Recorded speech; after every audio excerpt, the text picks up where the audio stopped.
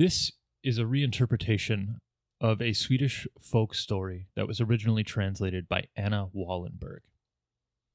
I, James, have taken the time to reorganize this in a way that seems to make more sense for me. This is not a comment on the original work, just an adaptation. That being said, a lot of the themes and concepts in this intro are not representative of the Uncharted North Network and how we personally feel. It just was part of the story to keep it in, and it felt disrespectful to remove it. Part 2. Dear daughter, where are you?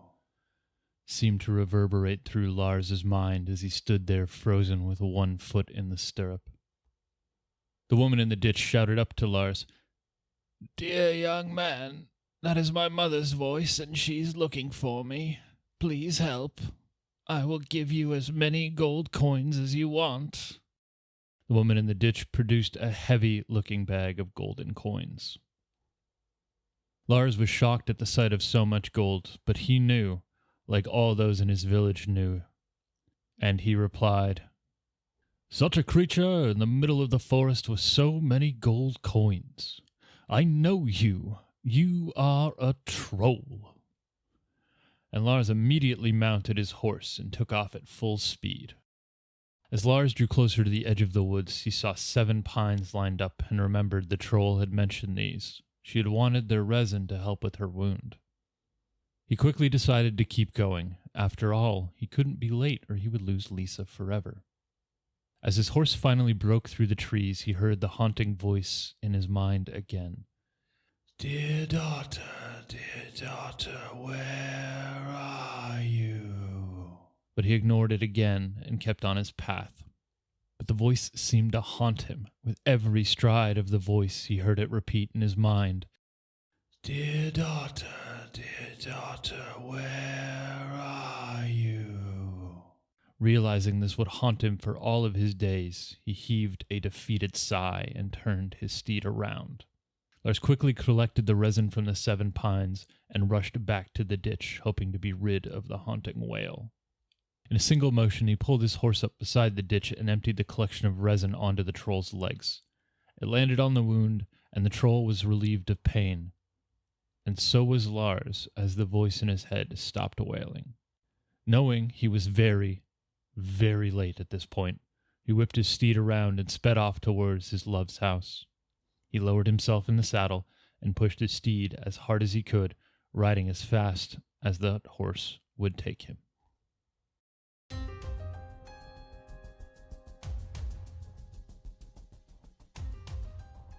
Hey there, creatures, and welcome to Encounter This, a podcast exploration of the creatures from Pathfinder 2nd Edition and the lore that surrounds them.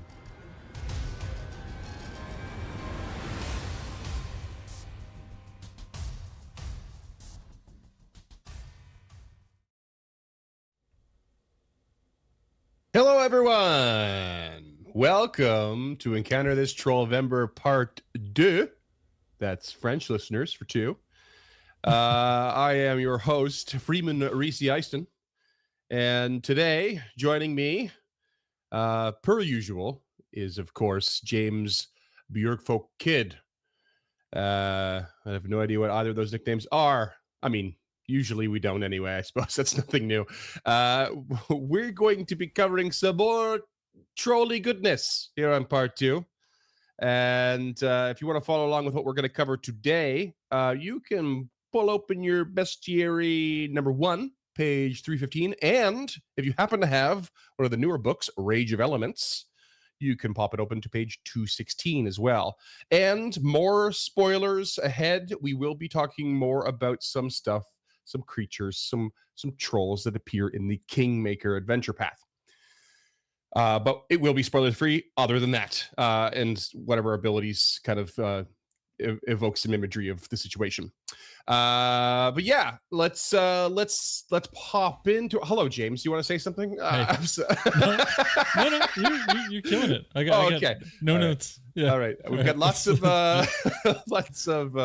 we got I would say an extensive reading list here, but it seems like an interesting one.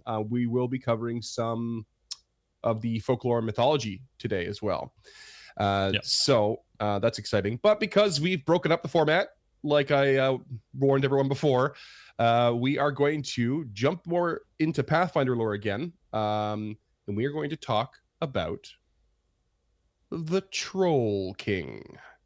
And we discussed the Troll King in part 1, which is basically on the uncommon occasion. There are trolls that find a way to survive longer than their usual life expectancy, and they might find themselves with a few additional skills and cunning that leads them into leading other trolls into small bands and little tribes and that sort of thing.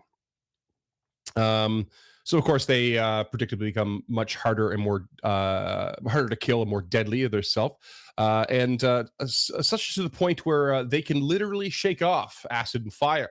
That is yeah, we'll get to that. That is affecting them. I sure hope so. And they can also sort of willingly activate the regeneration in a way on command. Not to mention that they have developed a bestial roar that can shake everything within 100 feet of it. So, as a result, these trolls usually end up able to rally other trolls to follow their leadership, as you can imagine, because very impressive feats, particularly for a troll. And leadership involves, like I said, some extra cunning and the natural philosophy of keeping their friends close and their enemies closer. And that is because troll kings are known that if there is even the lightest whiff of mutiny, it is met with swift and fatal ends for the potential usurper. They brook no quarter, as it were, for such nonsense. I mean, it all adds up with what we know so far about trolls. So, and sense. I don't mind telling you that is all the Troll King lore. Okay. You have to tag it on to all of the other stuff we did part 1, of course. But that is the only real addition that they offer here, other than the stat block, of course. The other thing I want to talk about today, though, is a very strange offshoot. I kind of plugged it into this episode because the next episode is going to cover some loose themes that work together. In this case, we're going to look at a creature that is, well, it's got the troll trait, I'm pretty sure, and it looks like a troll, but it is vastly different in many ways. Maybe actually some of them are like it's almost like a really cool reinterpretation of a troll. In some of its classic elements, but kind of reworking them in a way, especially in the stat block, which we'll get to, of course. But let's talk about what is known as the Nightwood Guardian. Do we have an image for this? Should I pull that up? Oh, yeah. Actually, put up the Troll King. Put up the Troll King. There you go. Oh, okay. Looks no less vicious than the previous troll. Armored, big old club. Yeah, big old club. Looks like it's made of the jawbone. I think it's a jawbone of like a crocodile or something. Yeah. But it looks brutal. It's got little trophies on it. Pretty cool. Pretty cool. But it looks a lot like just the common troll, as it were. Very very much not specifically not a frost troll or a cavern troll or whatever. Just very very troll-esque. It's a little more canine looking than the classic troll, in my opinion, but it's still got those weird stubby legs that lowers its center of gravity. So yeah, the face kind of gives it a little bit of a canine look, eh? Yeah. But the Nightwood Guardian, we switched that one. This is a really also classic troll, but in a very different style. Very different style. Yeah. It's kind of like moss like growing on its back or vegetation of some kind. Carrying a big old wooden branch club and a shield. So these basically they're kind of barely a troll in a way. Obviously the inspired aesthetic, like I said, they have the trait. But it's worth mentioning not just because of the feeling of obligation with the trait and everything, but also there really is like a sort of mechanically speaking that neat reinterpretation that we're going to get to. And lore-wise, we're looking at a creature that actually comes from the plane of wood, which is one of the new kind of planes that's been explored in the Rage of Elements. Yeah. So plane of wood and plane of metal were the newest ones to be added to the traditional four, and so in particular, these creatures come from a place in the plane of wood called the Nightwoods, which is a location permanently bathed in darkness, which is notable due to the complete lack of any fluorescent plant life in the area. The flora and fauna in the Nightwoods actually require the darkness to survive instead of light. And these troll-like Nightwood guardians patrol and guard the Nightwoods to ensure it remains in darkness and that light never touches it. So they consider themselves to be very righteous guardians and don't have time for pretty much any excuses at all. They'll go after intruders or residents alike if they start pulling at some light. They loathe the light, even though it does not have a dramatic harming effect on themselves, at least not compared to the other creatures in plants that live there. But they get ragey pretty quick. Light and intruders are basically the two things that make a night guardian wary and even fearful. But the fear very quickly turns into wrath, and they will be really good at exacting destruction to drive out this said danger. There's a little sidebar added to this creature too, though, that's kind of fun. Although it makes me wonder where the line crosses with the material plane in the plane of wood. You'll understand why in a sec, because there are tales of a rare gentleness that the Nightwood Guardian might show when a child becomes lost in the forest. And they may apparently safely guide the child back to home and safety and out of the dark and danger of the woods. Though there are, of course, always some naysayers that say that this can't possibly be true unless, because they can be such violent creatures. Surely they aren't doing it unless they are being commanded to do so by some other more powerful creature. But yeah, it's a little kind of like, small village story almost kind of thing added to that. Yeah, I like that. It makes sense to me too. Like they're not intrinsically ruthless or evil creatures, it seems. No. So having the wherewithal, and maybe we'll see later in the stat block, the intelligence or wisdom, I guess would probably be the more accurate one, to understand that a child doesn't really, in my experience, my very limited experience, is pretty much incapable of malice until a certain age. So it just guides them back and hopefully puts them on the right track to protecting and loving the forest like we all should. Yeah. So yeah, I mean, don't children up to a certain age like they just completely lack empathy. So it's like they can't really. They're just hyper selfish beings to a certain point. So they're not like, it's not malice, it's not cruel intent, but sometimes it's maybe they're in there like stomping on some flowers, and this Nightwood Guardian's just like, all right, come on, you little shit, let's go. Let's get you back to the edge of the forest line. Get out of my house. Yeah, exactly. But yeah, that's it for Pathfinder lore. These two creatures, pretty quick and simple, especially compared to the last one. So I'm going to switch the hot seat here with James and let him run us through the mythology and folklore, which I'm pretty stoked about. I can't wait to hear about these. I guess this episode is going to follow more of a traditional path, except we're jumping around pretty drastically here. Yeah.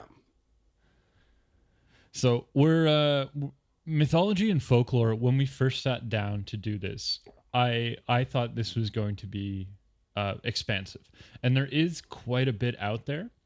But in my limited research, it all seems to be evolutionary.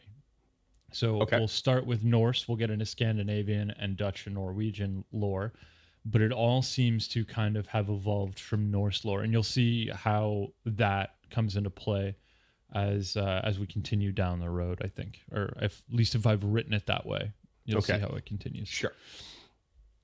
So Norse, we'll start with the etymology. In Norse, troll and troll means fiend, demon, werewolf, jotun. It's, it really flows through to mean anything that's an intrinsically evil being or something to be wary of. It wasn't really broken out into a definition that we know until Middle German, troll and trolle. They mean fiend specifically in Middle High German, but this is almost certainly borrowed from Old Norse. There is no records to confirm that, but the words are essentially the same. So the description of the troll depends on the source because this is folklore and stuff like that. Mm-hmm. But throughout most of the sources, they're ugly and slow-witted. They look and behave exactly like humans, and sometimes they can be a landmark. So a troll that is turned to stone after sunlight exposure. And this goes through most of the cultures that we're going to talk about today. Mm-hmm. Okay. Except for that last one. That doesn't apply to Norse, which we'll just jump into right now. Okay. So, like we touched on in the etymology, trolls mean a whole lot of things in Norse mythology. So it's thought that originally the term troll was a catch-all that applied to all the Jotnar, which are the supernatural beings, which are the Jotun, the trolls themselves, the Risi, which is the Norse giants, and the Purs, which are giants, ogres, monsters. That can kind of be used to describe various beings. But it is theorized by scholar Lotte Mats that there were once 4 distinct classes of being, though this is now currently being disputed. So Jotun were thought to be the lords of nature. Trolls were thought to be the magical beings or magicians. Prus were the hostile monsters of things that attacked villages. And the Risi are the heroic or courtly beings that eventually kind of became the Asgardians. Oh, okay. So this particular, the Lotte Mats definition of trolls, live in isolated mountains, rocks, and caves, and can sometimes form a family unit of sorts, but it would always be father and daughter and mother and son. It would never, the gender lines never cross. Okay. And these trolls are rarely helpful or friendly. And keep in mind, these aren't what we think of as trolls. These are just magical human beings. Yeah, I'm getting that vibe. Yeah. Yeah. I could almost hear, just feel like I could hear just the word troll being used by, just people living in that Norse world, and just like, oh, it's, kind of telling a fairy tale, and they just sort of like dropping these in, and they'd just be such familiar words. And it's like, I almost feel like I could hear it as a really fun, disconnect from how we constantly hear it now, something that's just so very, very different. And this image here, this is the Skog troll, illustrated by Theodor Kittelsen in around 1858, and it comes from a book called Norwegian Folktales, originally published in 1841 by Peter Christian Bjorpson and Jorgen Moe. We'll have links to all that stuff in the description, the novel, and including both of those authors. It's just a collection of Norwegian folktales. And then I just love this illustration. It's this really cool of a creature with a single glowing eye, trees growing on its head. Like it is this giant. So you can tell it's from a later translation or later stories because of the size of the troll. But I wanted to plug it in here because it is technically from a book called Norwegian. Yeah. Folktales. It is super cool. I actually really love that image. That is just it just with the trees on top of his head, just really giving you that perspective of how large this thing might be, and then and then sort of that nondescript kind of moss or hair, or is it vegetation, or is it an entire forest? And it's like all blended together. So it's not, it's not giving you all these tiny details. It's really making you wonder, what is all of that? Is it an entire forest on its head? Is it part of the forest? Yeah, really cool. Yeah, so we'll come back to the Norwegian trolls, but this is what I wanted to bring this up because this is the image that I think of when I think of trolls, is something along this line, this massive moss-covered creature. So again, we'll get back to this when we get to Norway, but I just wanted to make sure the juxtaposition between this and Norse mythology was pretty clear. Sure. Yeah. So next we're going to get into Scandinavian lore, which almost undisputedly comes after Norse lore. So they built everything from Scandinavian lore on top of the original little bit of Nordic lore, or of Norse lore. So they're described as a very specific type of being. which we can see illustrated in this picture. And this, again, is in our reading list. This is from an illustrated treasury of Swedish folk and fairy tales from 1913 from an illustrator called John Bauer, who's pretty famous for illustrating Swedish folk tales. And he did this whole book, and all of his artwork is really beautiful and fantastic. Yeah, that's I mean, that is some Brian Froud shit right there. Brian Froud must have gotten some inspiration from this. For those of you not familiar with Brian Froud, who's famous for working with Jim Henson, was a big part in a lot of the designs for puppets in like the Dark Crystal, I believe, and in Labyrinth. Yep. And like those really long troll kind of like faces. Really, I love that image. That is so cool. Yeah, there's a whole series of them. So this is an illustrated children's book that we have a link to in the description if you want to buy it. It's still in production with John Bauer's artwork, and no kidding, so much more. He did like a whole feature on trolls illustrated like this, and we don't touch on it in cultural lore because it's only tangential, but it is thought that it is. I have seen it stated that Henson's original Muppet work was specifically based on John Bauer's work. Oh, really? No kidding. Yeah. There's a lot that comes from John Bauer's work that is translated to Jim Henson stuff. But again, that's only anecdotal stuff that I found. I've never seen specific references. Sure. So I didn't include it because next episode's already going to be a lot. But these are extremely old, very strong, slow, dim-witted creatures that are sometimes man-eaters, sometimes look human. They tend to live far away from humanity. They have some sort of social organization. Sometimes they're solitary like other monstrous beings. This is where we get the lore that they turn into stone when contacted with sunlight. Okay. And then later on, they start to display a habit of bergtagen, which is Swedish for kidnapping. Okay. But it literally translates to mountain taking. So they're abducting something and bringing it back to their mountain. Okay, cool. That's fun. And we also get limited information that they're afraid of lightning from here. Oh, okay. However, that is theoretically added later to reflect specifically how much of a boss Thor is, that he can just show up in lightning and scare away trolls. Okay. So that particular weakness is thought to have been just a demonstration of Thor's power, not an actual weakness of trolls, just like contextually. Sure. Just every once in a while, Thor shows up and goes, blah, blah, blah, blah, blah, and they're like, bah! And now they're all kind of like, don't go near that. Yeah, exactly. And the reason trolls aren't found in society or villages is because they're frightened away by church bells. Or that's how the Neo-Christian Society decided to twist that lore in a way that suited their agenda. You know, there are church bells because there are Christians here. And you know what that means, listeners. If you're going into the Scandinavian mountains and you want to protect yourself, make sure you steal a church bell first. Can't it be any regular bell? It's got to be a church bell. So you're gonna have to take one of those. That's their fault. Yeah. Okay. Just steal a church bell. You'll be fine. We have another scholar here, John Lindau, who is apparently the world's most expert in Norse and folklore. Specifically Norse folklore, but he's an expert in Norse mythology and folklore, so he's got this really interesting cross.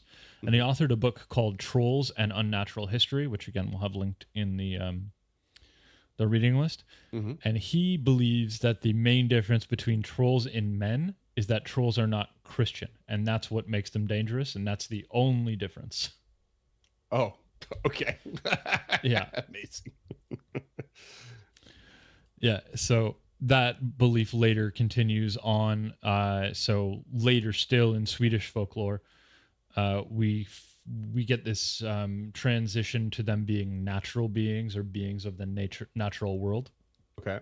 And that's kind of where this drawing comes in. So this is a story about trolls interacting with a forest sprite or a pixie, and that's what that glowing creature is in this image. Okay. Yeah, I was kind of like, at first I thought, oh, these things are huge. And then I was like, well, that thing looks kind of small as well. So which is it? A bit of both, I guess. Yeah, it actually is a bit of both because eventually a troll becomes an all-purpose equivalent to fairies in Anglo-Celtic traditions. So Okay. when the Christians moved in or the Catholics moved in and tried to force other religions out, this negative connotation, this word for monsters, morphed into being anything that wasn't part of the Christian mythology. Mm, okay. And then even further still, there's comparisons of trolls of the Swedish tradition to Grendel from the poem Beowulf, but we will touch more on Grendel in a future episode because Grendel is a creature in Pathfinder Yeah. 2e. Yeah. Cool. So there's much more there for the Swedish and Scandinavian lore, and we will actually touch a little bit further on that stuff in the pop culture section of the next episode. Hmm. Okay. But that's it for general all-purpose Scandinavian lore, and then we move into Denmark, where we start to get more of like a dissemination of races of trolls. So small trolls.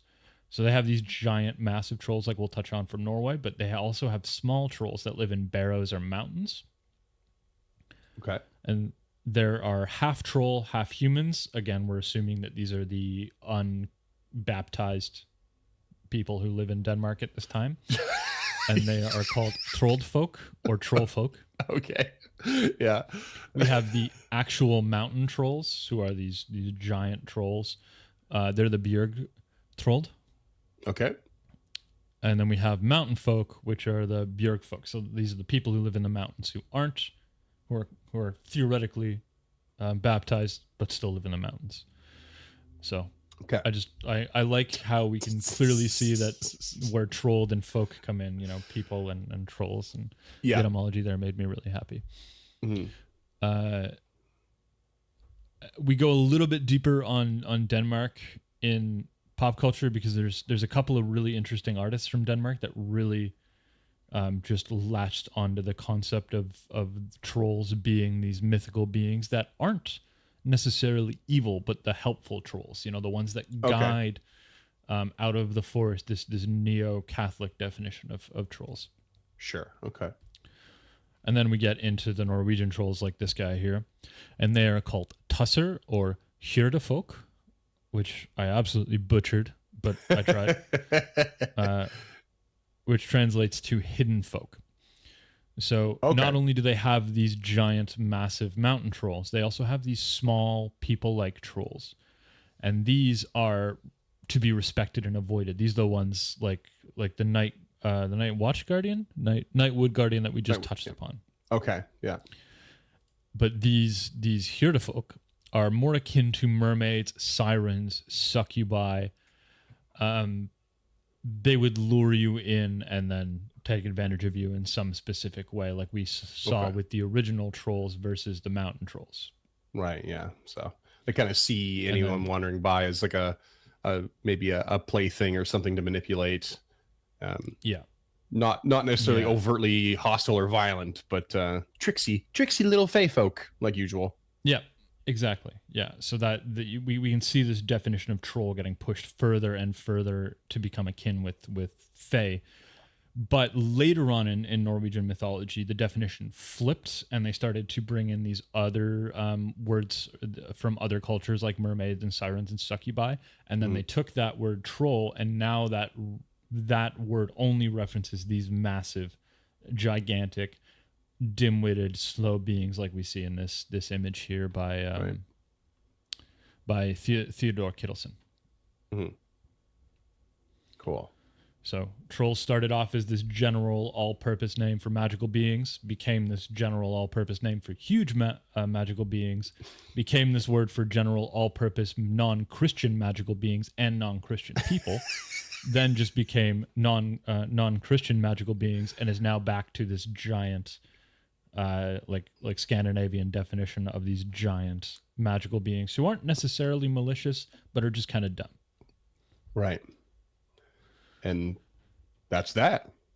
That is cultural lore. I really thought there was going to be a lot more there, and I'm sure there is, but Yeah. It But wasn't nothing. particularly easy to Yeah. find because it's such broad definitions. Yeah, and we've gone through so many of those, trying Yeah. to find something in there somewhere that connects, and and it's a lot of. I was thinking about exactly that when you were going through the this little section that's like said to, or was it says, sometimes man eaters sometimes look human.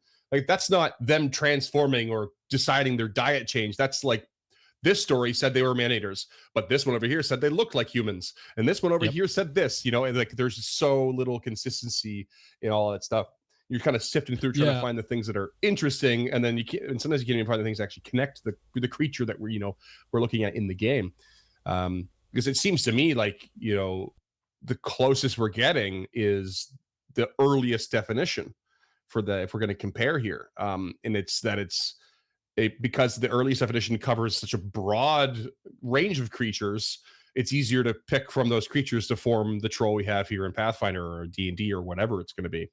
It really is just a distillation of all the lore. Like a bit of it comes from every culture.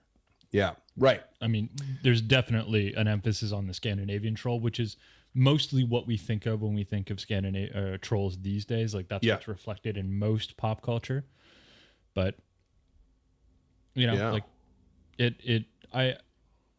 as much as there wasn't really substance here, like hard biting substance that I could really sink my teeth into and deliver in a succinct fashion, I do really like this like through line of the evolution of the definition of trolls through cultures that eventually just gets reverted.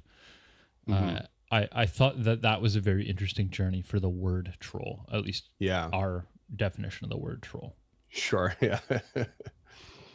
I mean, it's neat, basic stuff. I like it, but we like I said, we're definitely looking at a very, very far, very very far removal from the troll in the games here. Like it's just they're just not, they're almost only in name, or maybe.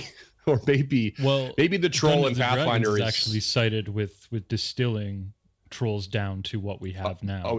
Okay. So this Gygax is theoretically directly responsible for our current modern definition of trolls. Right. It was kind of nebulous until 1976 or whenever the first edition, first monster manual came out, and that's what is at least cited on Wikipedia, which I know is not the best source for these things, but that's similar to I feel like that's similar to like what Tolkien did with elves, where it's like elves were nothing like Tolkien elves at all when it came to folklore.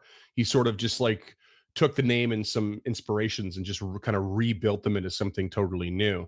Dwarves not as much, but to some degree I think we're also quite changed. But like I think that's probably one of the better examples besides Gygax and this, and probably several other creatures for Gygax. So Token is also cited as well as it's Token and Gygax who defined modern trolls, and we will touch on Tokenian trolls in the next episode. But I left out D&D trolls because this is that's just too much for 3 episodes. Well, let's talk about the meat and potatoes then of this episode, which is going to be mechanics. So we're kind of covering 4 stat blocks again, but this time it's a little more distilled down in that we have a troll king, we have a troll guard, and we have something called the misbegotten troll. And they are the guard and the misbegotten troll are just variants of the troll king, so they are just beefed up extra things, sort of thing. So it's pretty easy to run through in a way. So what is going to be our through line here, like our median? Is that the troll guard or the troll king, where we're just the troll king is the baseline. It's a level 10 creature. The troll guard's level 15, and then the misbegotten troll is level 18. So we're just seeing like this increase in power across the board, and it covers most of the stuff. Like your AC is going 28, 35, 40. HP is 220, 340, 430. It's all pretty standard. The misbegotten troll is technically a unique creature, whereas the troll guard is a rare one, but they all have giant and troll traits. Same deal with the recall knowledge. That's still kind of all built in there, where there is no particular skill associated. So, I mean, who knows where you're getting at with all that stuff with these higher level creatures technically becoming rarer, more unique. Are we allowing basic stuff come through? Maybe refer back to the common troll for the basic stuff, and then force lores on the other stuff, the new stuff. But of course, they all speak Jotun. They're all large. They all have a speed of 30 feet. We get common from the Troll Guard, and we get Aklo and Sylvan from the Misbegotten Troll. I can only assume those are for story reasons, because both of those. Is that the Adventure Path creature? The both those creatures are coming from the Adventure Path. Yeah. Okay, gotcha. The Guard and the Misbegotten. Yeah. So, they all have bonuses to athletics and intimidation. Although the Troll King does have some stuff in survival, but the others do not. They're all weak to fire. They all have fortitude as their highest save. The list goes on and on and on. And it's not that interesting. But I will point out one thing. Not that interesting. It'll get there though. It'll get there. Okay. I want to point out one thing that really threw me for a loop was that I noticed that the Troll King does not have any items in its inventory for the stat block. You mean this Troll King with this giant fuck off dragon jaw in its hand? That's correct. No items. In fact, no weapon attacks either. I think we've found a big mistake here. Big mistake. I wonder if this is actually imagery of the Troll Guard then. I don't think that's the case. I don't think that's the case, because that is because the reason I think that I'd have to double check the bestiary, but that image is what's on the Troll King entry on Archives of Nethys, and Adventure Path creatures do not get artwork entries on there because they are a little more under the old licensing and communities policy, so a little more restricted. So we're going to go ahead and say add a club to the creature if you like. You don't have to, but by all means, great club, whatever exists there. Big old beaten stick, you might want to call it. But of course, we've got, for all three of these creatures, the classic jaws and claws attacks. Same deal. Lots of damage, doing piercing or slashing, agile, reach traits, reach for both, agile for claw. The Guard is coming with Battle Axe. And yeah, so it's doing 48 plus 16 slashing. So if you kill it, you're getting a plus 1 striking Battle Axe. Actually, you're getting 2. It's carrying 2 around. And the Battle Axe has the sweep trait, and this particular creature is coming with the Axe critical specialization, which we'll cover in a moment. Okay. Yeah. And the Misbegotten Troll in particular is coming with a glaive, so it's got its own weapon as well. And that's doing slashing, of course. It's also doing an extra piercing damage based on an ability it has. Again, we'll cover in a sec, called Vicious Ranseur, which I thought you would like particularly, James. And glaives, of course, having the deadly D8 trait and forceful traits. And then this attack's getting a reach of 15 here because the troll has a reach of 10, and then the glaive has reach itself, so it's extending it up to 15 feet out. Right. So lots of damage all around. It doesn't have the defense trait. I can't remember what brace. It doesn't have brace. Brace. That's 1E. Yeah, they got rid of that. Okay. Yeah, brace wasn't very good. I don't know if you remember how brace worked, but it was like you could brace, but the only thing it did was like help you against a creature that was charging. But like, what if the creatures just walked up to you? Like they had to specifically take the charge action or something like that. Otherwise, brace was just kind of pointless. Right. I mean, it's not. Yeah. I mean, it's not great in 2E either. Oh, I see you've linked me a correction. Brace is not gone from second edition, although it's actually pretty recent adding, though, it looks like, because it came from Treasure Vault. It also is not anywhere near the same because it is attached to a long hammer and something called a nodachi. Okay. I don't know what a nodachi is, but nodachi is a type of sword, I believe. Long blade. Yeah. Used to design to neutralize enemy mounts and counter the advantages of cavalry units. Oh, cool! Like it's a big ass long blade, I think. Right. Okay. It's an advanced weapon too. Yeah, it says your brace is when you're ready to strike an opponent that moves within your reach until the start of your next turn, strikes with the brace up and deal an additional 2 precision damage to each weapon die it has. That's pretty cool. Yeah. I mean, and that long hammer is pretty much a lucerne, and those are a fucking joke at all. So those are cool. That's cool. I mean, yeah. Use those for inspiration on the Troll King item. Why not?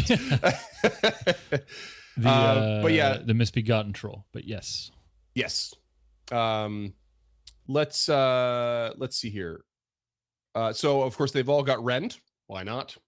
They've also all got this lovely thing called forced regeneration, which I kind of loosely covered, where they can kind of will the regeneration to activate. So it's a concentrate action, and basically you can only use it's 2 actions. You can only use it if your regeneration is not currently active, and you regain basically half the amount of HP. Or is it half the amount of HP that you would normally get from regeneration? I believe that is the case. So for the Troll King's case, it's like you just 2 action get 15 HP back because your regenerate is not currently active, and you're probably going shit, give me some health back. Right. Huh. Yeah, just double checking the regeneration here. Yeah, it's so the Troll King is 30, the Guard is 40, and the Misbegotten Troll is 45. That's what they're getting back at the beginning of their turns. And so this force one is 15, 20, and 25. So I don't know if it's 2 action still worthy. A 2 action heal, but yeah, it's it's a fairly high cost. Yeah, that's a really high cost, but it is interesting because you're not getting health back anyway. So it almost makes like a retreat situation. Yeah, maybe. I almost wonder if it would be worth doing like 1 action, but you can only use it once per round or something like that, or you can only use it once every 2 rounds, kind of like when we had the other one. I already forget what the it was the other Kingmaker one, I think, that had the ability to like rally its troops, but it couldn't use it had to use it every 2 rounds, something like that. Right. The battle cry or whatever, it couldn't use it 2 rounds and at the same time. But it was a single action. I don't think so. So what the reason that one's every other turn is because it changes the action economy, which is so important, and it adds actions to the action economy. Whereas this, I actually don't know why this is 2 actions instead of 1 action, because a 1 action heal, you know, if you do your feats and stuff right, is 2d10.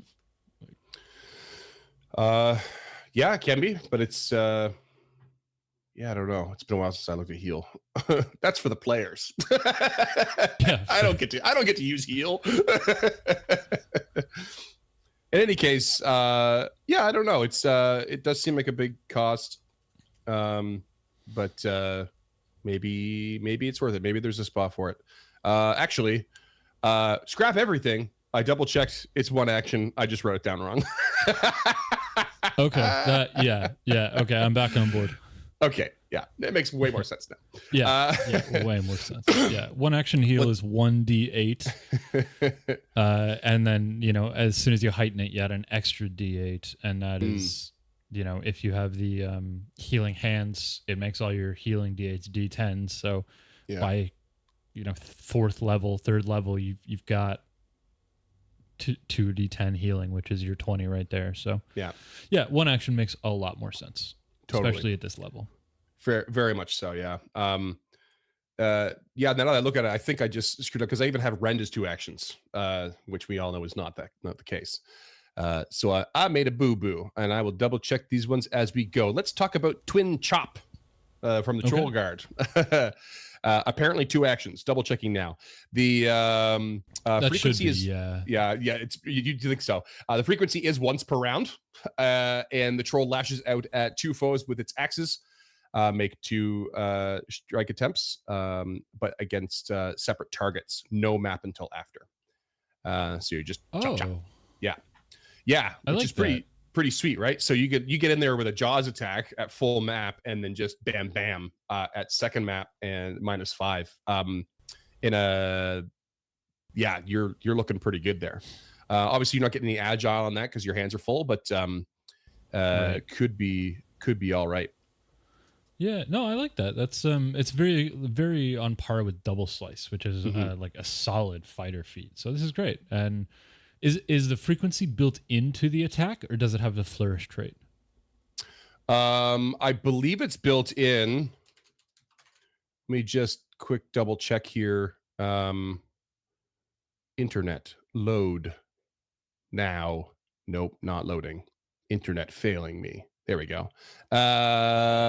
Yeah, frequency once per round built in. Okay. Yeah. I think it doesn't have the flourish trait because flourish is only one action. You can only use one action with the flourish trait. And I guess this counts Okay. as a single action, even though it takes two actions. So that's probably why. Yeah. It might Which is just be not the one difference action. I mean, I think flourish possibly is only attached to things that are accessible by PCs. I could be wrong about that.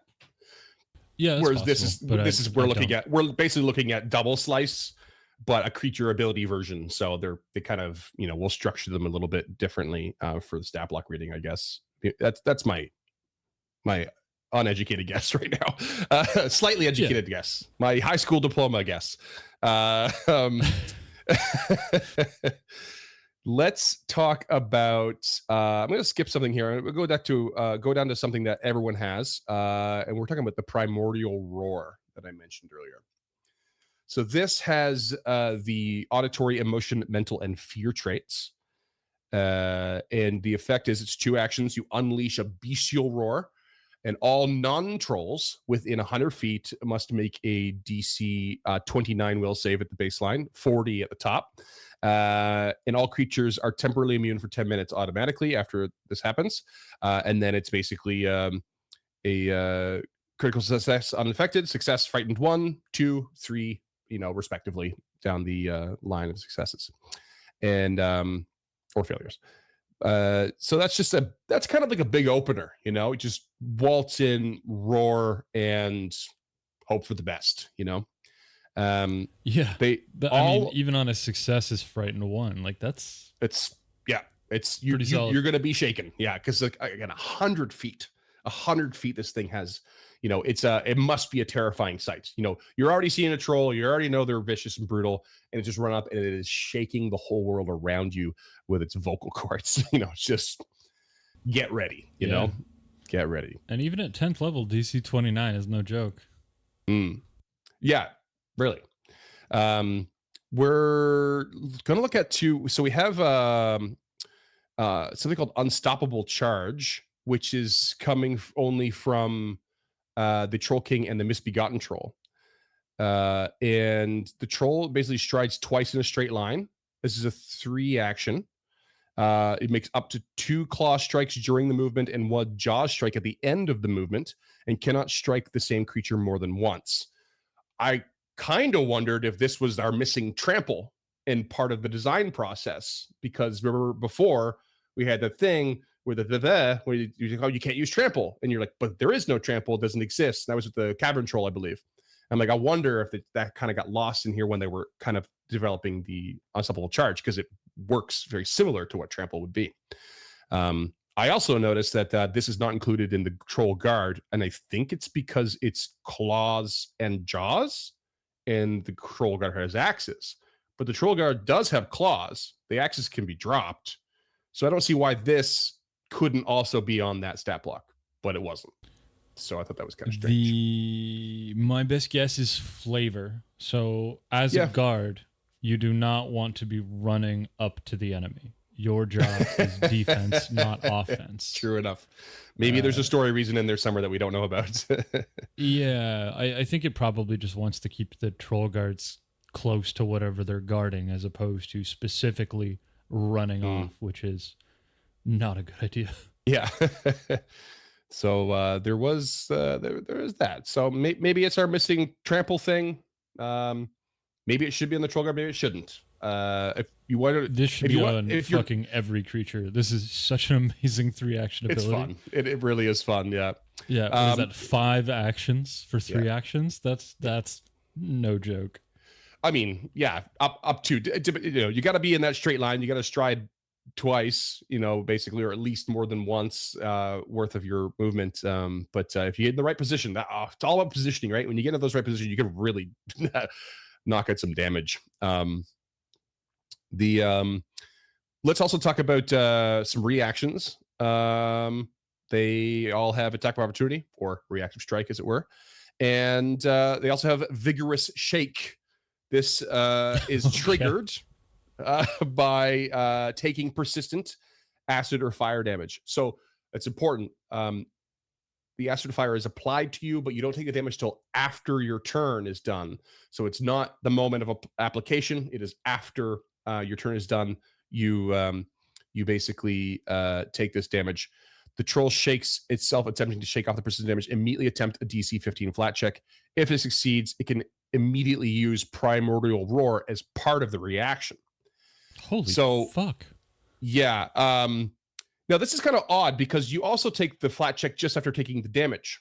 So I thought it was a bit strange that you're basically, the reaction is giving you a free flat check. Does that mean you're getting 2 flat checks in a row? I would think so. I guess so. Sounds like what it means. Yeah. Yeah. But the order of operations is just a little bit murky there because it's always like end of your turn, take the damage, get a flat check.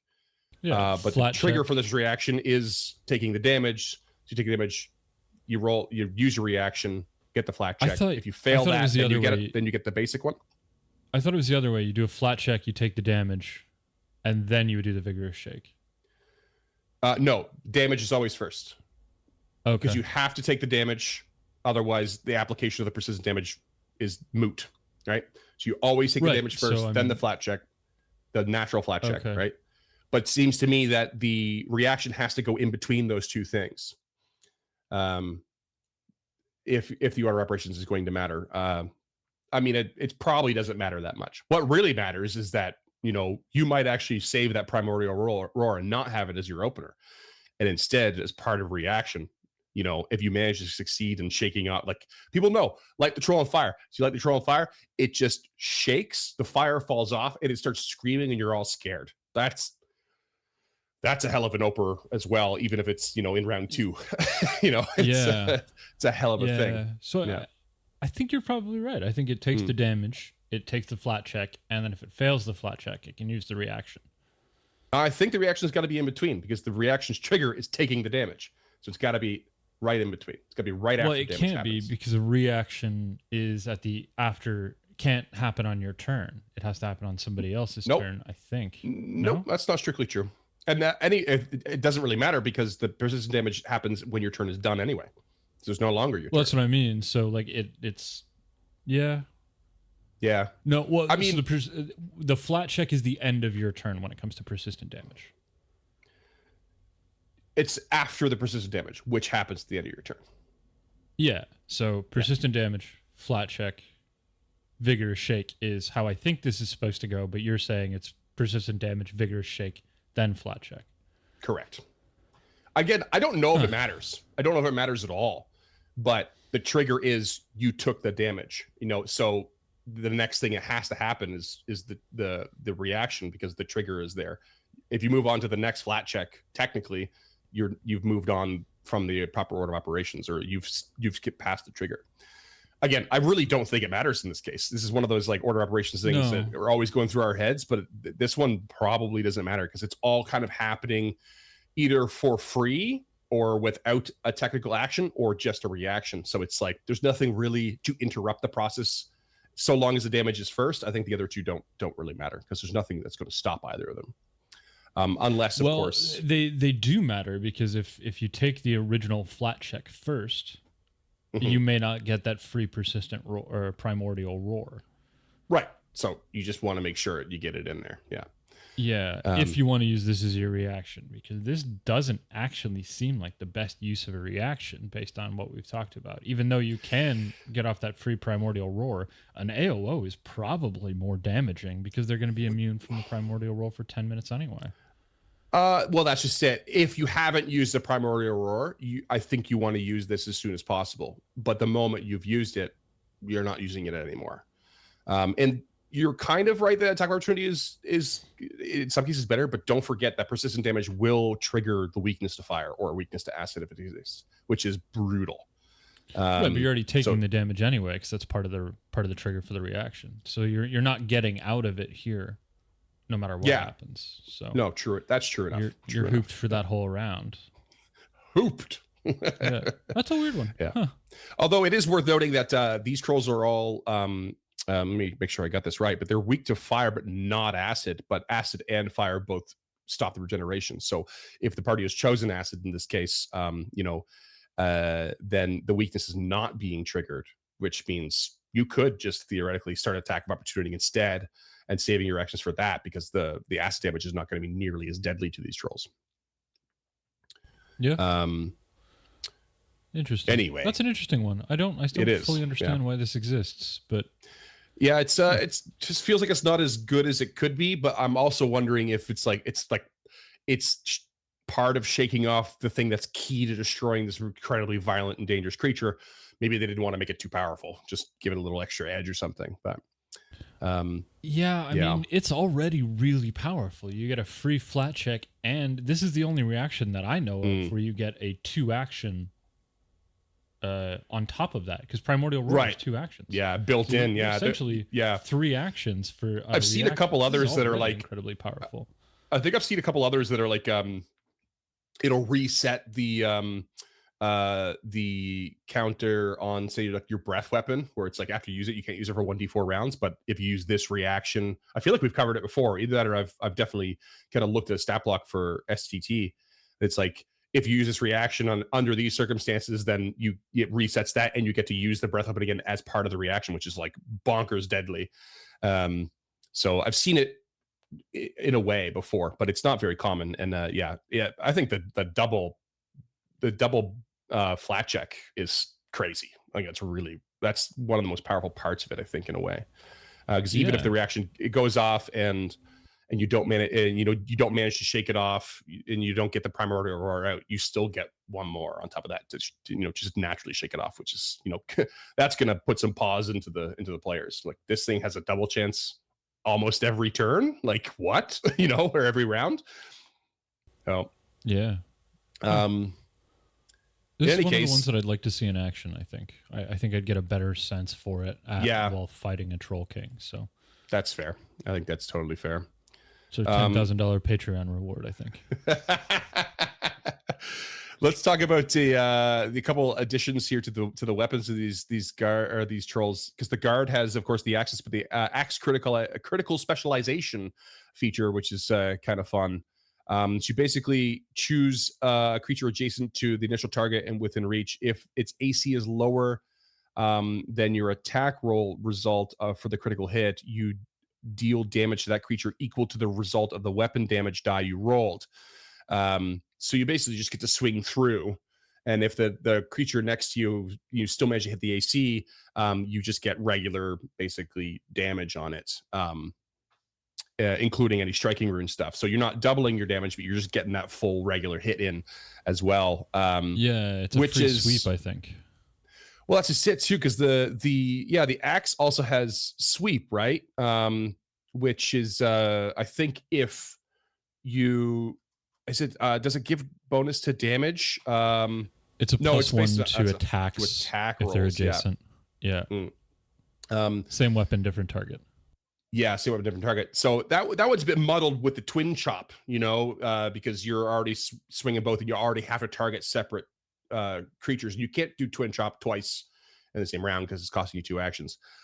So it gets a little bit muddled in there, but it's still awesome to get that extra damage in if you do happen to crit to an adjacent target or a nearby one. Like that can be really brutal. Turning a crit into like that much more damage, even if it's a separate target, brutal, absolutely brutal. Well, and if it's the first hit, you could sweep into the second target and then hit with because this is all one action. You still use your twin chop, I think, as long as you crit on the first strike. Yeah, maybe. I think I'm with you. I need to put this into action to get my head around it a little bit. So we've suddenly gone from like these creatures that are reasonably simple, and these things, this is still kind of simple. I think we're just overthinking it right now.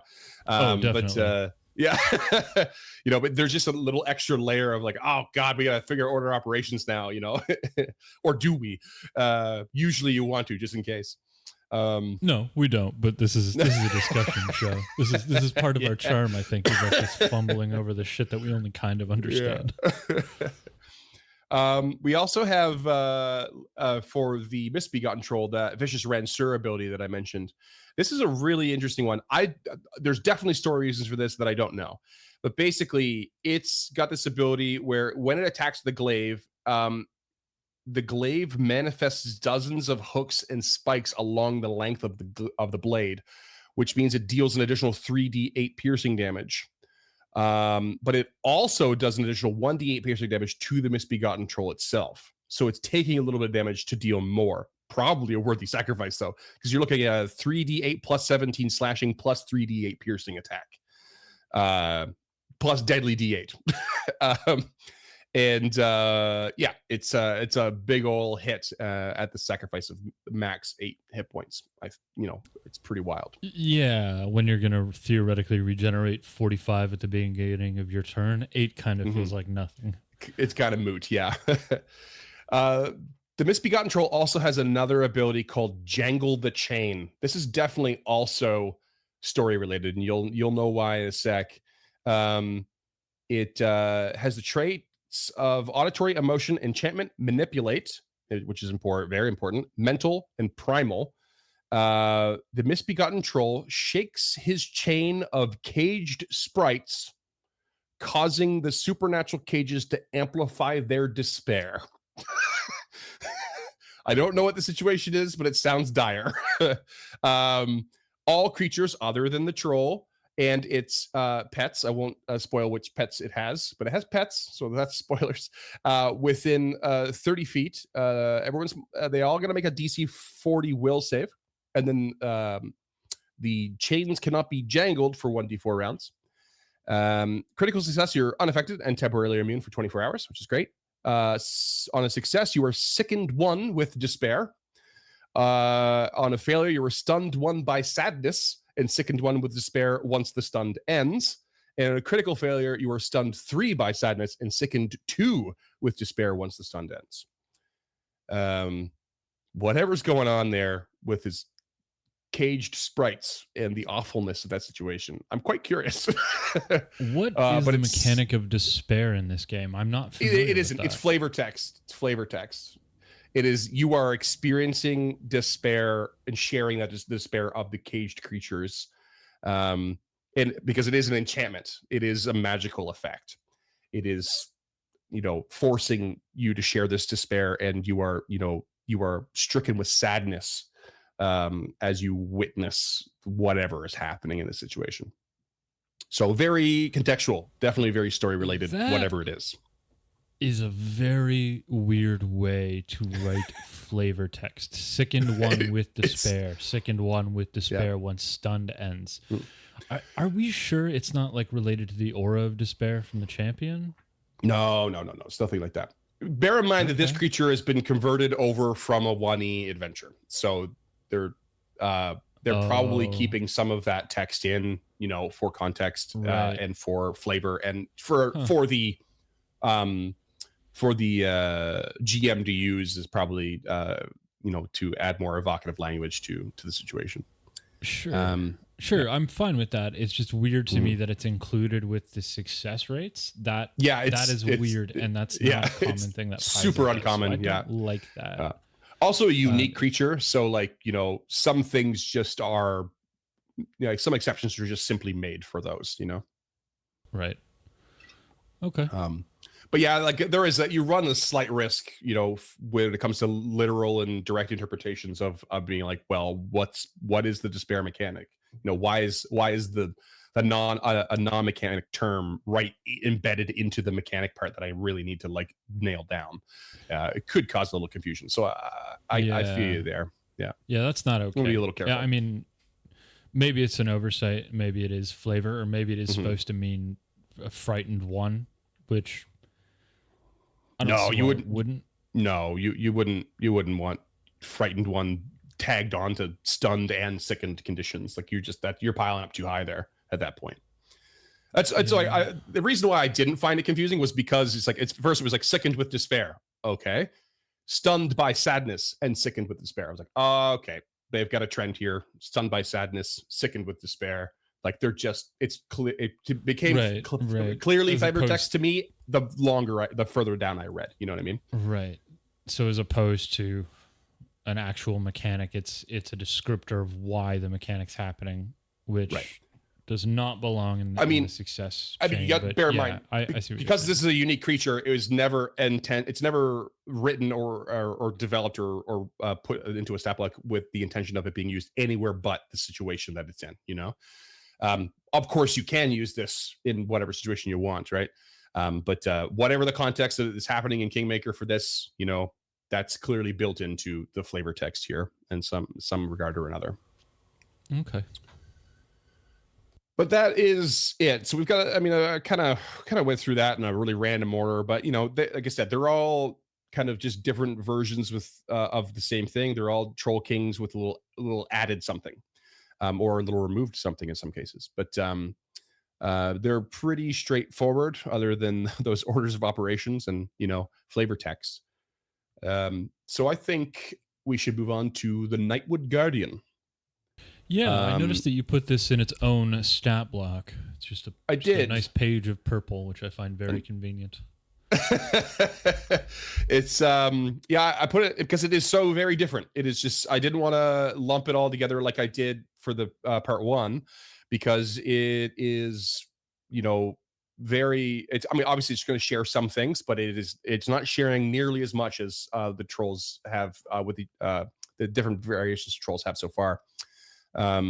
So Nightwood Guardian is a level 9 creature, AC of 26, HP of 200, flesh of wood in parentheses next to the HP. Large, no alignment available because Rage of Elements is the first book to be released under the remaster rules, even though the remaster is not technically out yet. So alignment has been removed. It is uncommon. It has the giant and troll traits. And also has the wood trait. That's a new one. Yes, new one. Also does not add an option for the recall knowledge, though, because like we saw with the frost troll and the cavern troll, sure, you can add earth or cold or wood, but that is not the elemental trait per se. So still in the same boat on that one, even though this is clearly leaning into a more unique, less frequent creature.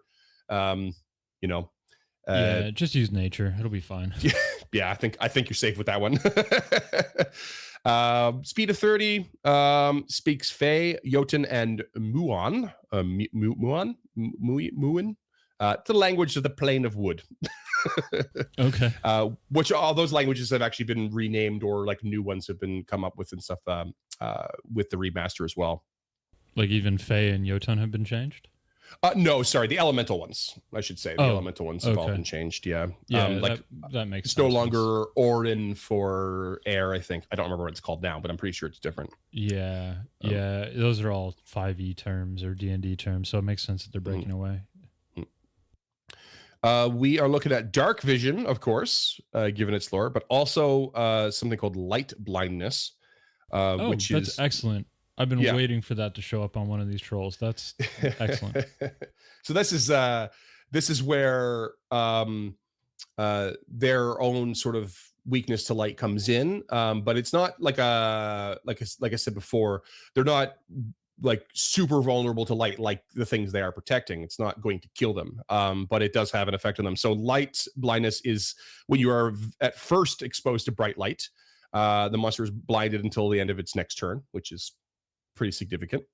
And then after this exposure, light doesn't blind the monster again until after it spends an hour in darkness. However, as long as the monster remains in the bright light, it is in fact dazzled. So blinded is really important because it makes creatures hidden from you, which makes you flat-footed to them. And then dazzled basically means that creatures and objects are concealed from you. So you have to roll that dreaded 20% DC 5 flat check if you want to try and hit anything. So bright light be very important in fighting this creature right out of the gate, if you can imagine. Yeah, and if you want more context for that, the first book of Stemming the Tide, we fought a shit ton of Morlocks, all have light blindness, if I'm not mistaken. Yeah, and I absolutely did not use the mechanic properly most of the time. Most of the time, yeah. Most of the time. Especially lately with the Dresh cans. It almost always gets ignored. It's one of my weaknesses. It's light blindness and auras. Oh, auras. Yeah, auras are a tough one. Hell. We also I think the reason especially that's easy to forget light blindness is like we've been doing a dungeon dive, a mega dungeon, and at some point you just stop asking whether or not people can see or if there was light on you. The conversation disappears. Are you even in darkness anymore? Nah, no one's paying attention unless it's like something really far away, because like it's presumed at this point you've got the light spell on or you're holding this or whatever. Yeah, we just also kind of Foundry reflects that pretty well. So like whenever Foundry's I pretty hit good long rests for my current character, it takes the light off it, so I can't see anything until I put light back on. Oh, cool. Yeah, that is good. Foundry for the win. But yeah, the anyway, enough about my shortcomings as a GM. Athletics and intimidation. The few that there are. You're an excellent GM. Thank you. The athletics and intimidation are predictable skills. They also have a boost to lore Nightwoods. So yeah, not sure what you would use it for. Home, maybe I get it. Maybe you're gonna have a conversation. Hey, if you go in without light, maybe you can have a conversation with this creature. Or if you present as a child with some sort of illusory disguise, or you're just a halfling. Just a halfling, yeah. or no. Right. Let's see here. Weaknesses to fire. Weaknesses to axes. Classic. Hell yeah. Hell yeah. Love it. Love to see it. Axes do an extra 10 damage because it's flesh of wood, baby. It's awesome. I love it. It does, in fact, have a club as a thing in its inventory and an elemental wooden shield, which I couldn't find an actual entry for quote-unquote elemental wooden shield, but it did just sort of in the stat block come with the fact that it's got a hardness of 8, HP of 64, break threshold of 32. So I guess... Yeah, it just seems to be like a sturdy dark wood. Yeah, I'm sure it's just something along those lines. Let's talk about some of its abilities. It does have... Wait. Yep. I just want to touch on one concept pretty briefly, because I think we've just brushed by it, specifically in this episode, maybe in previous episodes, but in this one, the weakness is axe is 10. In Pathfinder 2e, unlike any other game I've played, they have weapon categories. So anything that falls under the axe category counts towards that axe is 10. Same with critical specialization. It's for all axes. So it's for your hand axe, your hatchet, your throwing axe, your battle axe, your boarding axe, your the specific term I believe is weapon group. Because you have a type which is like melee or ranged. You have category which is like simple martial advanced, and then group is axes, swords, bows, that sort of thing. Yeah. So when you see axes, they're not just being general. It is actually a specific term that means something, but that term is a general term. I don't know if that made any sense whatsoever, but I just wanted to touch on it. I really like that they group the weapons like that. I think it's really interesting. Yeah, because I think the important thing is you don't want to get all nitpicky about, well, it doesn't have axe in the name, so it doesn't count, right? Because a hatchet is an axe. The orc neck splitter, I mean, you would assume it's an axe, but it's not in the name. So just know that it definitely is an axe. Most of them actually do have axe in the name. Although I just noticed one here. There's a vehicle weapon called battle saddle that counts as an axe. Oh, so right. It's just a saddle with two blades on the side. Yeah. That's awesome. I should just charge it past this thing on your mount and just slicing it and get an extra 10 damage in. That'd be super fun. I almost bought one for episode 100. So let's see here. Let's talk about its ability to shield its own eyes. Sure, it's got light blindness. I mean, we all have that ability. It's got true enough. There is, so if it raises its shield, the guardian loses the dazzled or blinded conditions from the light blindness or other light effects. So yeah. What? It's like raise shield, defense is up, no longer dazzled, bitch. I got you. That is fucking wild. And it's not impeding its own vision by doing it and attacking you. So yeah, so I mean, it's a little bit hard to believe, but yeah, like above its head. That, I mean, I guess that's faster than this because you're going with gravity and the weight of the shield. But yeah, fuck that. I mean, I love it as a PC. For the audio listeners, James is just shaking his hand up and down on the video. Yeah, I didn't feel like I needed to explain it. Yeah, I don't. As a PC, I would love to have that ability, but as a PC fighting something with that ability, I don't buy it. I don't buy it at all. It's a tough one to get your head around. It's not the most believable thing. So, but I did have a little note here. It says it's interesting because it specifies other light effects. So it's the light blindness and other light effects. So not just lighting a torch can take advantage of its vulnerability. Also lights that deliberately invoke blindness are dazzled to a target. It's kind of something. There's a little bit of nested stuff in there to like kind of look at. Right. So that could work against spells and stuff. That you know, like what. I can't even remember what it is. There are some low level spells that cause at least the dazed, if not the dazzled, on a critical fail. Yeah. Now, bear in mind that I don't think if you cast the blindness spell on this creature, it can't remove the blinded condition with a shield eyes. That's why it's like pretty specific in here. It's this other light. It removes dazzle blind conditions from light blindness and other light effects. You know, blindness is not a light effect spell. It is like just like sort of like a attack your eyes, you know, with magic fortitude save kind of shit, right? So it's very important to keep those things separate.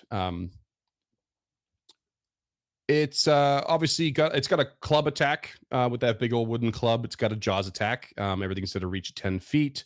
We're getting bludgeoning and piercing in there, of course. Doesn't have a claw attack. It's got big old meaty hands, but it doesn't really have the vicious claws that we've seen so far. Yeah, and it's only got 3 finger hands too, which I didn't realize until now. I'm sure if it had to, it could deliver a beefy unarmed strike. But we're just getting we basically just got those 2 basic things. We have a 2-action Nightwood Roar, concentrate, darkness, and primal traits. Frequency is only once per hour, but the Guardian roars and snuffs out light in a 30-foot cone. Ordinary lights and flames are automatically extinguished, and magical lights require a counteract check, which the Guardian does with a plus 21 modifier at a counteract rank of 5. Holy fuck. Yeah, so it can blast out your magical light as well with a roar. Only once per hour, so it's only got one proper chance here. And it's a 30-foot cone, so it's directional. So it's got to be in the right position, and it still might have to roll a check, but it's got a reasonably good chance, I think, to get that check in there, especially if it's just against, like, say, your light cantrip or something. But it of course has reactive strike, which is our new AOO, and it has shield block, so the shield is raised, it can block, blah blah blah. You go through the whole rigmarole of damage to the shield and to the target. It has any listener who listens to Stemming the Tide would know how that works. It's got a passive called Fire Fueled Rage, which is pretty fun. When the Nightwood Guardian takes fire damage, they become enraged. They gain 15 temp HP, deal 2 additional damage with melee strikes, and a -1 penalty to AC. So they're kind of going into barbarian mode here. They can't raise shield or use actions with the concentrate trait, except to seek. The Nightwood Roar is a concentrate trait, so you can no longer use that to snuff out the fire. And can no longer raise its shield to stop being dazzled or blinded. Ends if fire is no longer observed for 1 full round, or if they fall unconscious, whichever is first. So, fire. like usual. This is where you get to like, okay, here's a really proper troll attachment to this with this thing. Fire is the enemy. Fire is what you want to use to kill it, but for a different reason, which I think is really cool. This is where I got into like the reinterpretation of the troll. Like, how can we make fire, its biggest weakness? It's not just that extra damage. It's not stopping regeneration. It is stopping its ability to sort of protect and offense and stuff, and all related around the light, which I think is a pretty neat kind of combo. It makes me, in a way, kind of want to forgive the kind of silliness of, the shield raise protects your eyes from the light thing. It's just it's not hyper believable. But hey, it's a fun mechanic once you mix them together.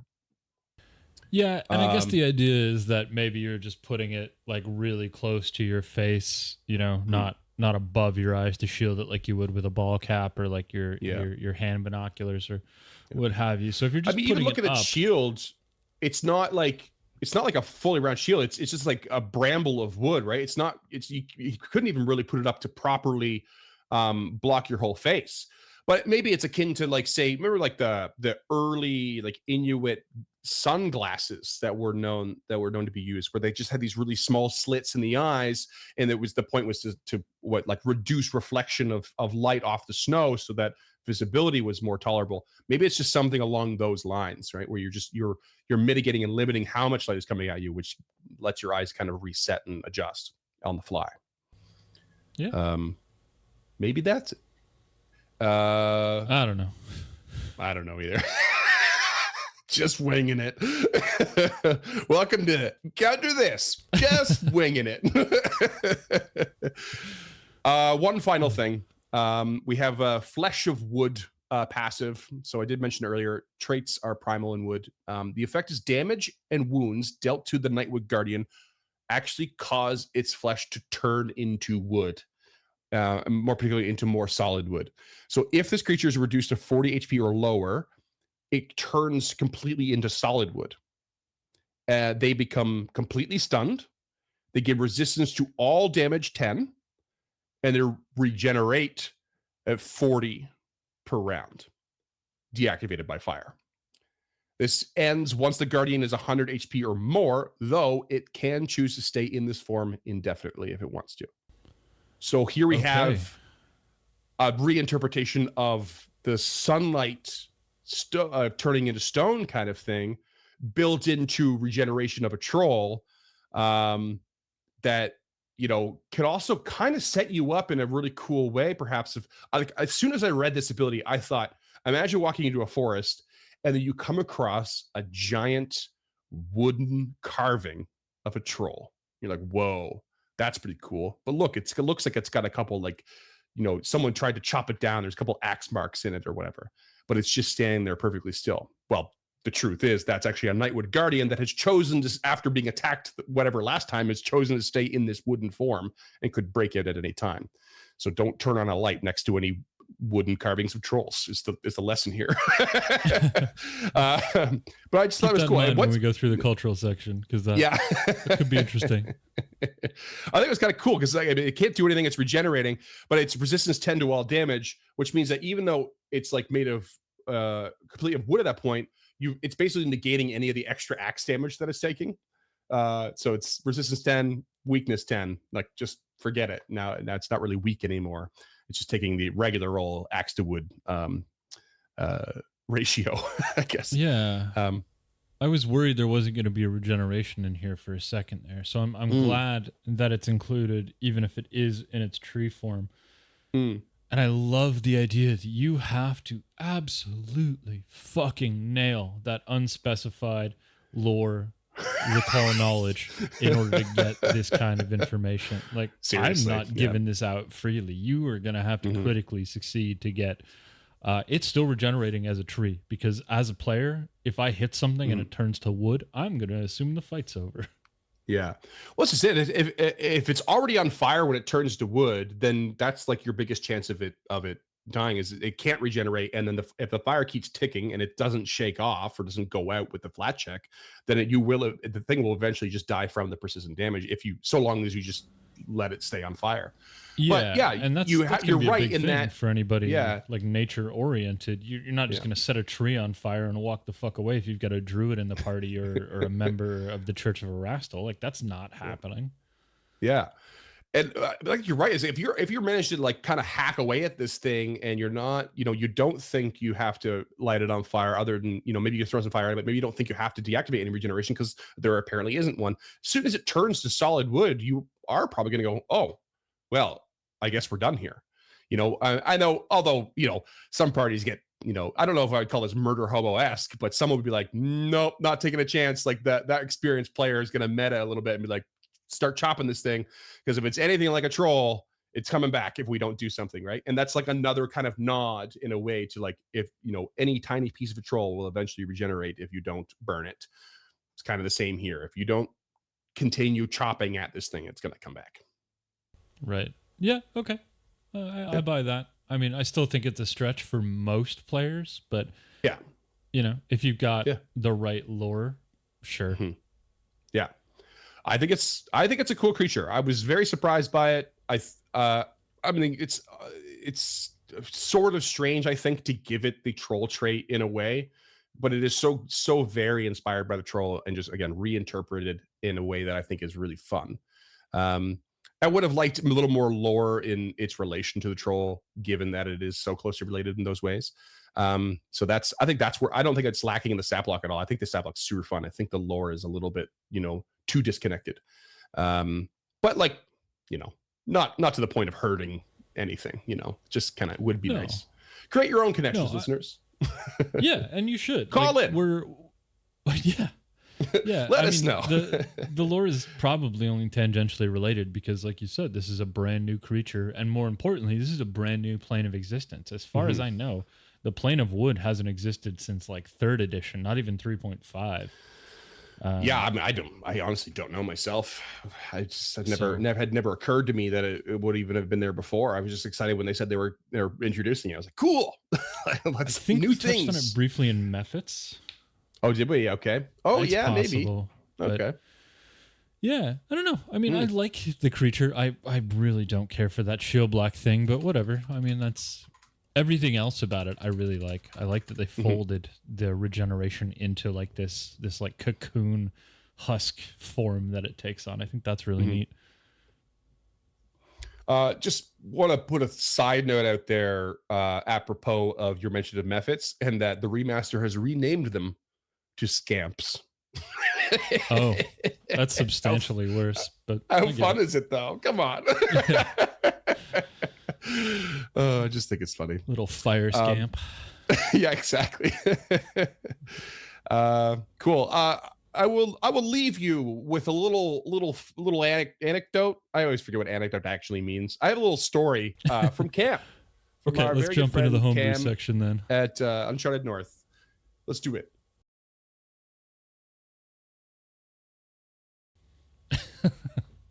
Splash screen. I got a little story. So Cam, good friend Cam, was telling me that one time they were playing in a 5e campaign where they were investigating a cave of orcs when they stumbled on a troll like mid-encounter. They ended up running further into the cave and found another troll, and then more, and then another, and then one after the other. And obviously things I can only assume got very, very dangerous until they finally came across a laboratory with a pendulum blade that was continuously slicing a troll that was strapped down in half. And the bottom half kept sliding off and regenerating into a new troll. Oh my God. That's crazy.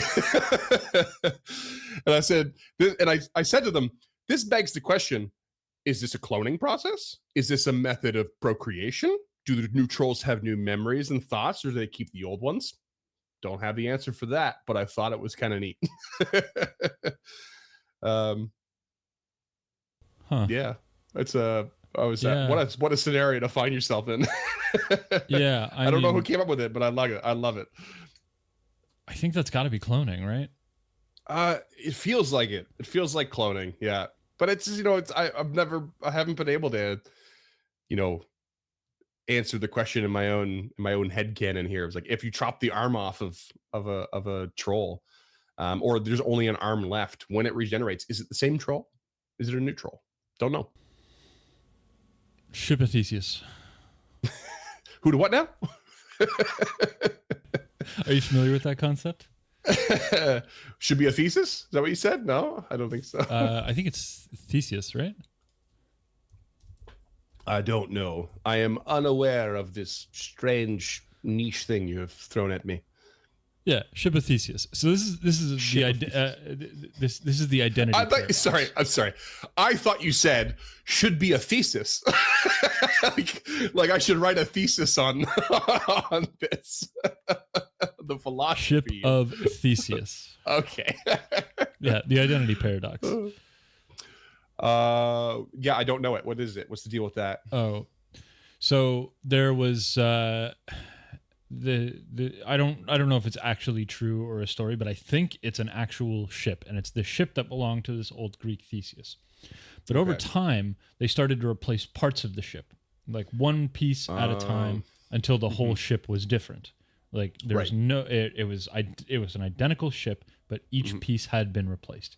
Is it the same ship? They asked that question in the famous movie Bicentennial Man with Robin Williams. The android, I think.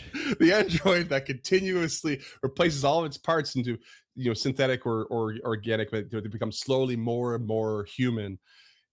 Can it ever become human, or does it always remain an android? I won't promise you it's a very good film. I just happened to listen to a podcast that touched on it recently, so that's why it came to mind.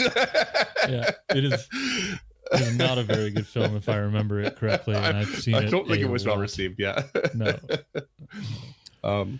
But anyway, actual homebrew. Any thoughts, questions, concerns? I think no. I'm not near as excited as with the Troll King and the and its sort of iterations. Not like I was with the other ones. I think it's still fine. It is literally just the baseline with some added stuff. The added stuff can make it a little more dangerous or a little more effective, but otherwise it's not. I don't think they were trying to reinvent the troll. I don't think they were trying to make it super extra special. They just wanted a beat the higher level one to have a little extra on top, and I think they achieved it. But it's just not as exciting as reading the first stat blocks. Yeah. I'm with you. I actually really quite like the Troll Guard. I think they kind of just nailed everything thematically there with the battle axe thing to the full plate. Yeah. I didn't mention that they actually have full plate on, and there's a plate on the Misbegotten Troll as well. So they're wearing armor. Yeah. So I mean the Troll King is a little disappointing. The Misbegotten Troll, I am clearly just missing context for that, because I don't find this interesting at all. So I think it would be interesting in context, but these changes out of context don't do anything for me. Sure, that's fair. And I don't think they're meant to. The Nightwood Guardian. Yeah, the Nightwood Guardian I really like. I really quite like all of the mechanics involved. I like the fire-fueled rage. I like the flesh to wood. I like the Nightwood roar. I get why Shield Eyes is a combo action. I understand why mechanically that makes sense. But physically, lore-wise, it doesn't make sense to me. But I got to get past that, because this isn't about lore. Yeah. This is about not wasting a single action for a 9th level creature, which is fine. I mean... Yeah. It is what it is. I can't take too much umbrage with it, because again, it mechanically it makes sense, even if it doesn't physically make sense. Right. I kind of wish they did a plate of metal version as well. I think that would have been kind of cool. The plate of metal. We might get one. Maybe we will. I mean, it would have been cool if it just came out alongside this in the Rage of Elements, but it's I haven't read actually much of Rage of Elements in not thoroughly anyway. But the plate of metal is like apparently in a constant state of decay at this point. So it deals with a lot of rust and stuff as well, which I think is like, I mean, it seems like such an obvious thing to toss at a creature or a reinterpretation of this creature, especially with acid being a common theme already. So why not acid on metal? And that sort of stuff. I'm not sure where I would go with the light stuff per se with the metal creature, but I think it's like, it's almost seems like a missed opportunity to go, hey, we can do this with this guy as well. And it can also like turn into solid metal, or there's some sort of effect with the rust happening when you throw acid on, with that could become dangerous to the party members. I mean, I'd have to really sit down and think about it to flesh it out. So I don't have any concrete ideas, especially mechanically. But I still think it would have been kind of cool. Almost makes me wonder if it would have been cool to just do a troll variation in every elemental plane, or maybe they were specifically avoiding doing that. If we do it for wood and metal, we ought to do it for fire. Blah, blah, blah, blah, and they didn't want to. Yeah, but I still think exploring it with metal would be fun. Yeah, I haven't touched Rage Elements yet, so I don't know anything about the planar discrepancies that they've introduced. They're sticking with with 6 planes, not 5. They're not getting rid of air. Yeah, no, it's still air, water, earth, fire, and now metal and wood. Yeah, okay. So it's like a combination of the Greek and the Chinese elements. So It really all depends on how they go about the plane of metal, I think, or how they have gone about the plane of metal. Because if they treat metal like a living, breathing thing, like we do not. Like, we treat metal as this manufactured artifact, or at least in my brain, that's what it is. Which probably has a lot to do with the fact that I'm rewatching Avatar: The Last Airbender. That to me, metal is always going to be related to earth and fire. It's the middle ground between the two, as you can see in like the Chinese elemental plane. But having its own plane, like, but you're looking at things just like metal is made of metal bothers me. But metal is naturally occurring, right? It is a natural element of the world.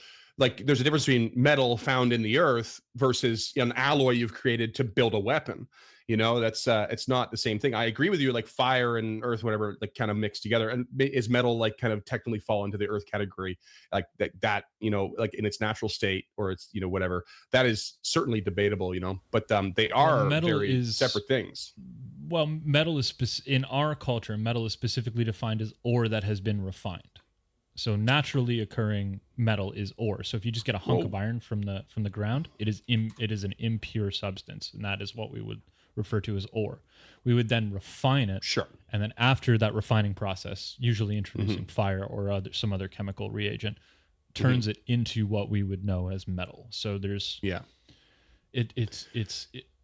why I need to see how they're dealing with the plane, because there is very much grounds for like naturally occurring, or an organic metal, like the Transformers, which is probably how they're doing the metal plane. But in my head, that's never really made a whole lot of sense. And I'm not super familiar with the Chinese elemental spectrum, so I don't really understand how metal is represented outside of the human body in that belief structure. So I would guess that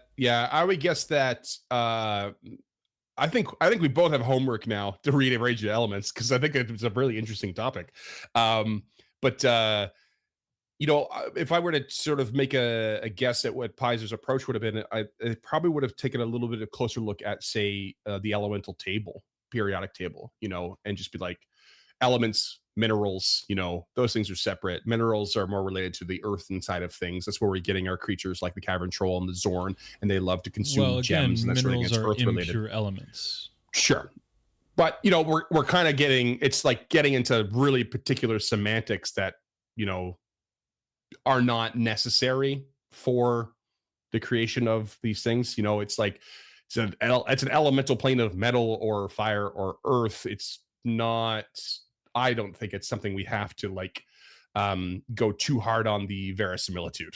It's no. Yeah. It honestly sounds like, just from the brief description on Nethys, it sounds like it's more like T1000 kind of metal, like mercurial.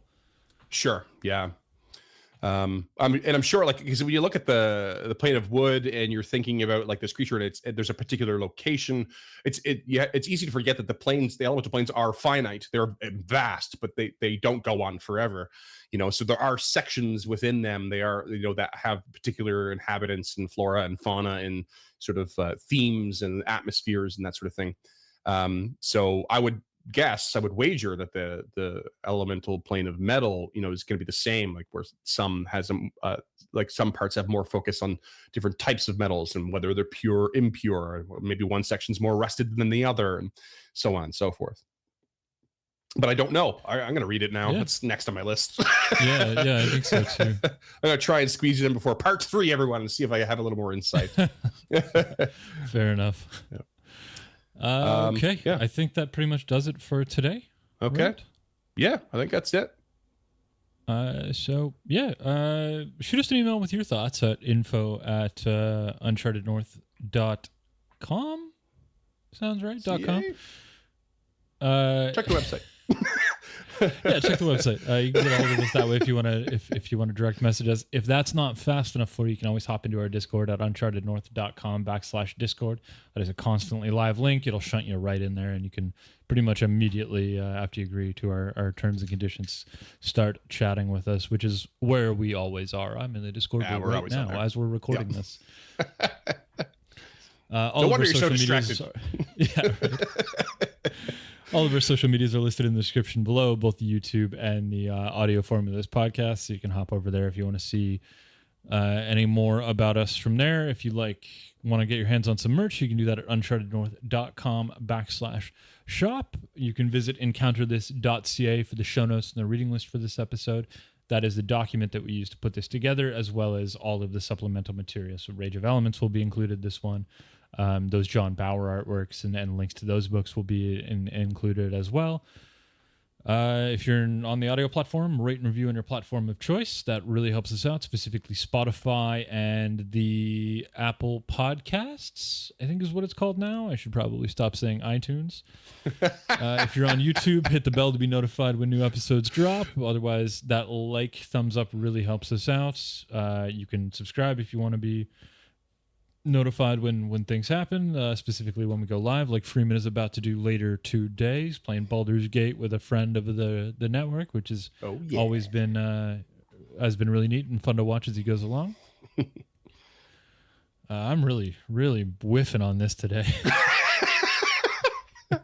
I can't say anything. I don't do them. Fair. I can't say shit. Yeah. And if you really like this episode and want to help us make more episodes like this, you can head over to patreon.com/unchartednorth, where $5 a month will get you a handwritten thank you letter and some other goodies. And for $10 a month, you can suggest a creature for us to cover. We have recently given out secondary creatures to some of those long-standing patrons. So if you keep that going for quite a while, you might get to suggest another one, like Nixie and Skulltaker were both secondary suggestions. And on top of that, you will get a discount code for our merch store, which again is unchartednorth.com/shop.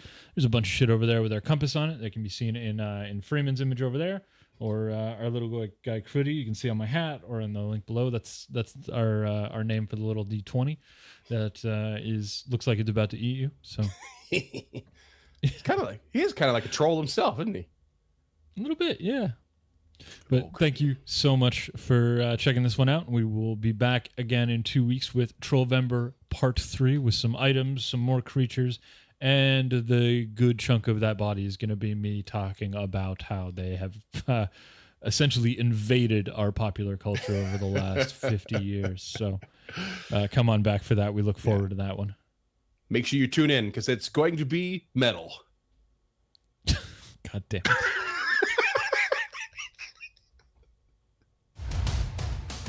Until next time, creatures, thanks, as always, for listening to Encounter This.